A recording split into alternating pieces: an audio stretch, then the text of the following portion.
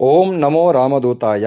మనకి ప్రత్యక్ష దైవమైనటువంటి సూర్య భగవానుడు 12 రాశులలో 12 మాసములలో సంచరిస్తూ ఉంటాడు. నెలకి ఒక రాశిలో నుంచి మరొక రాశిలోకి ప్రవేశమవుతూ ఉంటాడు. ఒక మాసములోంచి మరొక మాసములోకి సంచరిస్తూ ఉంటాడు. కాలరూపమును దాల్చినటువంటి సూర్య భగవానుడు లోకయాత్ర నిర్వహించుటకై చైత్రము వైశాఖము మొదలైనటువంటి 12 మాసములలో వేరువేరుగా 12 గణములతో కూడి సంచరిస్తూ ఉంటాడు. ఆ విషయాన్ని మనం ఈ వీడియో ద్వారా తెలుసుకుందాం. చైత్రమాసములో సూర్యుడు ధాత అనేటువంటి పేరు ధరిస్తాడు. అతనికి కృతస్థలి, హేతి, వాసుకి, రథకృత్తు, పులస్త్యుడు, తుంబరుడు అనేటువంటి వారు పరిజనులుగా చేరి సంచరిస్తూ ఉంటారు.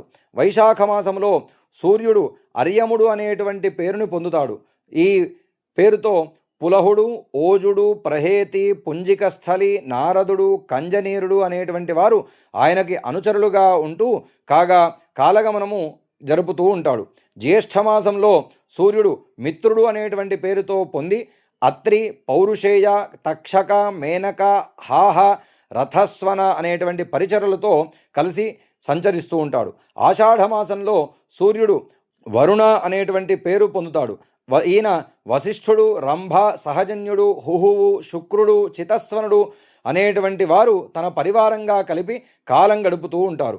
శ్రావణ మాసంలో సూర్యుడు ఇంద్రుడు అనేటువంటి పేరును స్వీకరిస్తాడు. అతనికి సహచరులుగా విశ్వావసువు, శ్రోత, ఏలాపుత్ర, ఆంగీరస, ప్రమ్లోచ, చర్య అనేటువంటి వారు కలిసిరాగా కాలాన్ని నిర్వహిస్తాడు.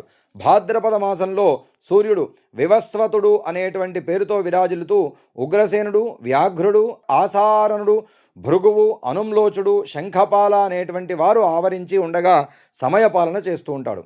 ఆశ్వయుజ మాసంలో సూర్యుడు త్వష్ట అనేటువంటి పేరుతో భూమికి ప్రమోదం కలిగేటట్లుగా ఆకాశంలో సంచరిస్తుంటాడు. ఈ నెలలో రుచీకుని సుతుడైనటువంటి కంబలాశ్వుడు, తిలోత్తమ, బ్రహ్మోపేత, శతజిత్తు, ధృతరాష్ట్ర, ఇశంభర అనేటువంటి సభ్యులతో సహవర్తి అయి కాలగమనం చేస్తూ ఉంటాడు. కార్తీక మాసంలో సూర్యుడు విష్ణువు అనేటువంటి పేరుతో వ్యవహరిస్తాడు. అతనికి పరిచరులుగా అశ్వతర, రంభ, సూర్యవర్చస, సత్యజిత్తు, విశ్వామిత్ర, మఘాపేత అనేటువంటి వారు సహకరించగా కాలాన్ని నడుపుతూ ఉంటాడు. మార్గశిర మాసంలో అర్యముడు అనేటువంటి పేరుతో అభిహితుడవుతాడు. కశ్యపుడు, తారక్ష్యుడు, ఋతుసేన, ఊర్వశి, విద్యఛత్రువు, మహాశంఖుడు అనేటువంటి అనుచరులతో కలిసి కాల నిర్వహణ కార్యక్రమంగా చేస్తూ ఉంటాడు. పుష్యమాసంలో సూర్యుడు భగుడు అనేటువంటి పేరు ధరించిన వాడై స్ఫూర్జుడు, అరిష్టనేమి, ఊర్ణుడు, ఆయువు, కర్కోటకుడు, పూర్వచిత్తి అనేటువంటి సభ్యజనులై అనుసరించగా సమయం జరుపుతూ ఉంటాడు.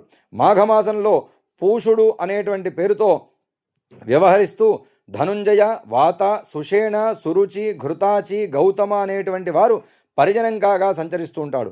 ఫాల్గుణ మాసంలో సహస్రాకిరణుడు అనేటువంటి సూర్యుడు చాతుర్య కళ కేలీలోలుడై బుద్ధిమంతులు ప్రశంసించుచున్నట్లుగా క్రతువు అనేటువంటి పేరు పెట్టుకొని కాలాన్ని పరిపాలిస్తాడు.